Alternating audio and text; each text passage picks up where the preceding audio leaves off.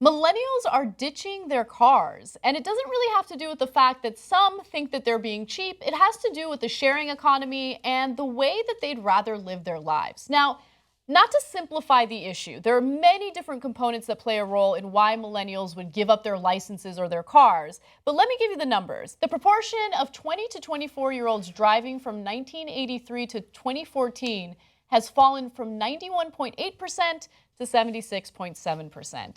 In 2010, adults between the ages of 21 and 34 bought just 27% of all new vehicles sold in America, down from the peak of 38% in 1985.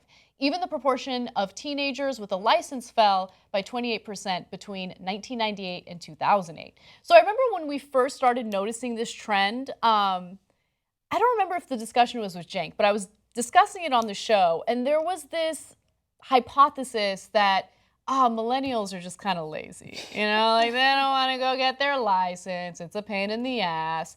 But there's so many different components, student loan debt being one of them. Cars are expensive, the sharing economy being another one. It's super easy to hop into an Uber and get to where you need to go, or maybe even take a zip car to where you need to go. It's definitely cheaper than owning a car and having to go through, a down payment and a monthly payment and all that. But what do you ladies think about this? I mean, my opinion is thank God. Yeah. Coming from a state that issues out licenses at the age of 16, I do not think that anybody, even though I started driving at 16, I don't think anybody should start driving at 16.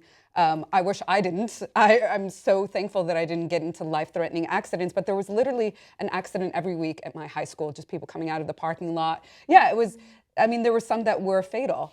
Oh my gosh. Yeah, no, it was really horrendous. And I think the other component of this is that there's distraction technology that has intervened into the driving practice. So I can't even imagine what it's like to be 16, flipping through Instagram and trying to maintain a huge vehicle that my father would warn us is a weapon. Yeah. And those are some of the other things that I think about with this trend. Another thing is that these sort of financial structures that you mentioned could also be cost prohibitive.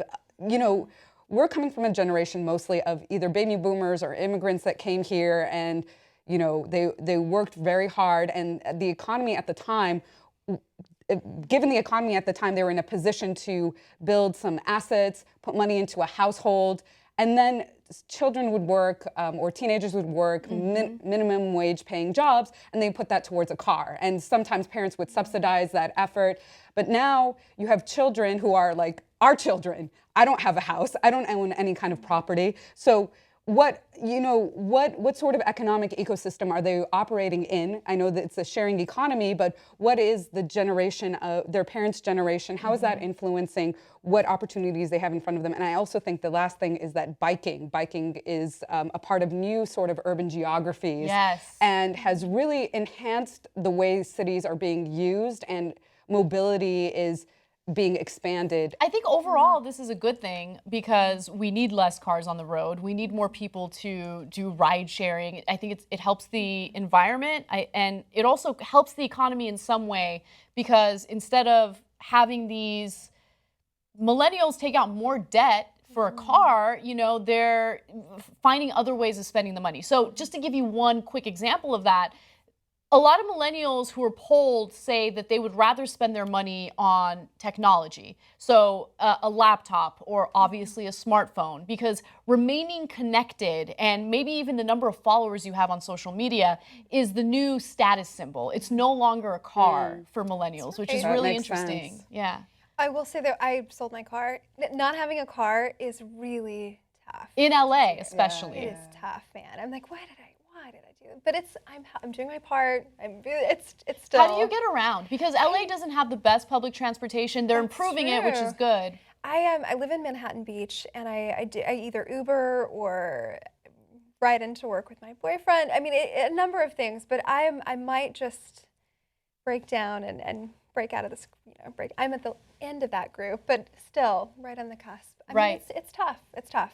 It is tough. I mean, it really depends on the layout and the city planning of the area you live in. Because in LA, everything is so spread out. And as long as you are going to live in a bubble where your home and your work and your family is all in one very convenient place, it's going to be really difficult to not have a car. But in a lot of other urban areas, a lot of other cities, it's condensed. So it's easier to get around with a bike, or maybe you just take an Uber. In LA, I can see how it can get really expensive. Yeah. No, when I remember moving to New York, and I was stunned that there were people there who were my age that never learned how to drive. But it makes total sense. Like, why would you need to learn how to drive if you could just hop in a subway, hop in a taxi cab? And now their options have expanded to low-cost ride sharing.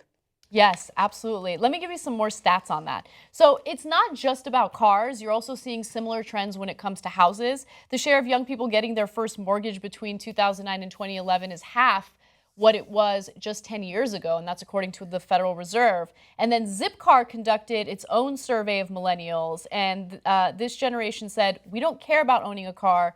Cars used to be what people aspired to own. Now it's the smartphones. That's according to the COO of Zipcar, who of course has an incentive to say that, but it's consistent with the trends that we're seeing.